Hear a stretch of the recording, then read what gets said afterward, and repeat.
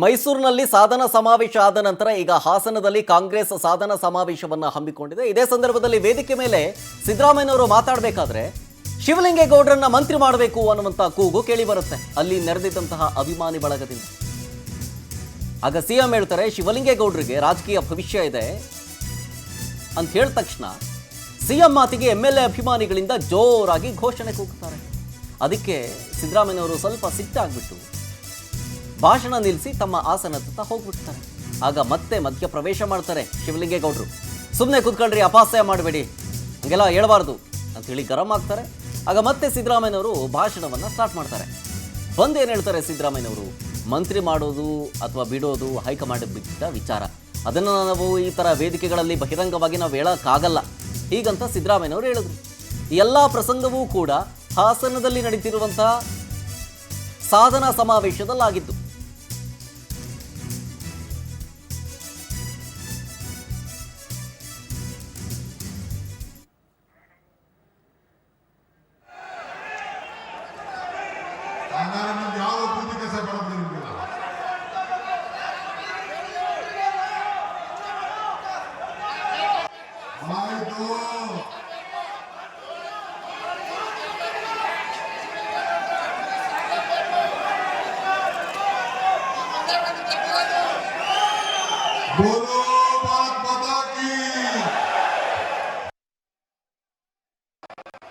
ಸರ್ಕಾರ ಇಲ್ಲಿ ಬಹಿರಂಗವಾಗಿ ನಾನು ಹೇಳಕ್ಕಾಗಲ್ಲ.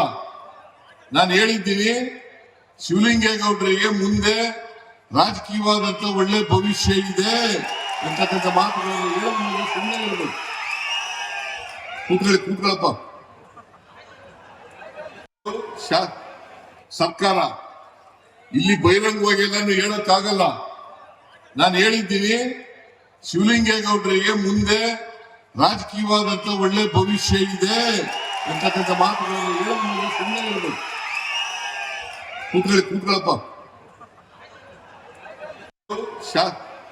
ಸರ್ಕಾರ ಇಲ್ಲಿ ಬಹಿರಂಗವಾಗಿ ನಾನು ಹೇಳಕ್ಕಾಗಲ್ಲ.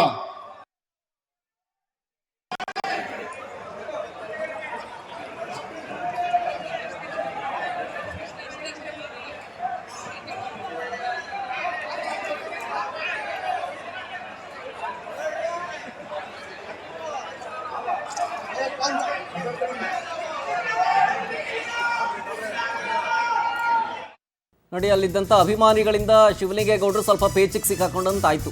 ಡಿ ಕೆ ಶಿವಕುಮಾರ್ ಅವರು ಭಾಷಣ ಮಾಡಬೇಕಾದ್ರೂ ಹಾಗೆ ಶಿವಲಿಂಗೇಗೌಡರ ಬೆಂಬಲಿಗರು ಕೂಗ್ತಾರೆ ಶಿವಲಿಂಗೇಗೌಡರನ್ನ ಮಂತ್ರಿ ಮಾಡಬೇಕು ಅನ್ನೋ ಘೋಷಣೆ. ಆ ಘೋಷಣೆಗೆ ಸುಮ್ಮನೆ ಕೂತ್ಕೊಳ್ರು ಅಂತೇಳಿ ಡಿ ಕೆ ಶಿವಕುಮಾರ್ ಅವರು ಗರಂ ಆಗ್ತಾರೆ. ಸುಮ್ಮನೆ ಕೂತ್ಕೊಳ್ಳಿ, ನಿಮ್ಗೇನು ಅಭಿವೃದ್ಧಿ ಬೇಡವಾ, ಅವೆಲ್ಲ ಅಂಗಡಿಲಿ ಸಿಗಲ್ಲ ಹೀಗಂತ ಭಾಷಣ ಮುಗಿಸ್ಬಿಟ್ಟು ಹೊರಟ್ಬಿಡ್ತಾರೆ ಡಿ ಕೆ ಶಿವಕುಮಾರ್ ಅವರು. ಅಂದರೆ ಸಿದ್ದರಾಮಯ್ಯನವರು ಭಾಷಣ ಮಾಡಬೇಕಾದ್ರೂ ಅಷ್ಟೇ, ಡಿ ಕೆ ಶಿವಕುಮಾರ್ ಅವರು ಭಾಷಣ ಮಾಡುವಂಥ ಸಂದರ್ಭದಲ್ಲೂ ಅಷ್ಟೇ. ಈಗ ನೀವು ನೋಡ್ತಾ ಇರೋದು ನೋಡಿ, ಶಿವಲಿಂಗೇಗೌಡರು ಸಮಾಧಾನ ಮಾಡ್ತಿದ್ದಾರೆ ತಮ್ಮ ಅಭಿಮಾನಿಗಳಿಗೆ, ತಮ್ಮ ಫಾಲೋವರ್ಸ್ಗಳಿಗೆ.